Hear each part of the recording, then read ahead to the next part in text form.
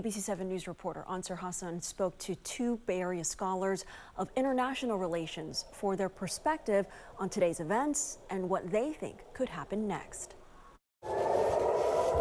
Iran's retaliatory attack on Israel in response to the bombing of its embassy in Syria was a restrained response, says Professor Lizette Poole. They could have done something worse, I'm sure. I mean, they have a whole arsenal of stuff. They could have chosen another military response, but they chose something that did not put bodies in the mix. Poole teaches journalism at Cal State East Bay. She spent almost 2 decades reporting from the Middle East for the Associated Press and the London Times. Israel hasn't claimed responsibility, but the pretext, Poole argues, is for Iran's support of Hezbollah. The April 1st embassy bombing killed 7 members of Iran's Revolutionary Guard, including 2 generals. That triggered Iran's attack. They've been provoked.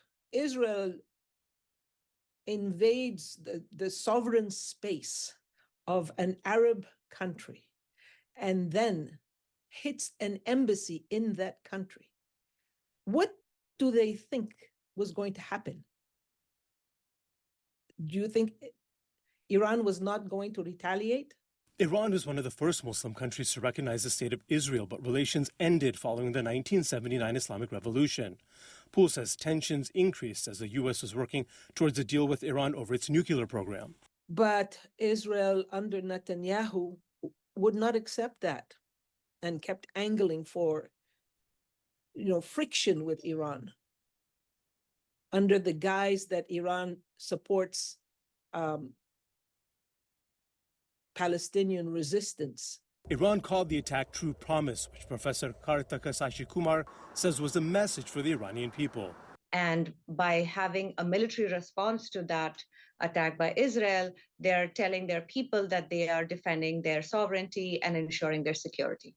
She says Iran's response was calculated as to not invoke a military response from the United States and made it very clear that this was the end of its military operation. They've now basically forced Israel to take the next step of escalation if they choose to. Still, Israel is promising a response. Sashi Kumar points out this escalation could lead the Middle East into something even bigger.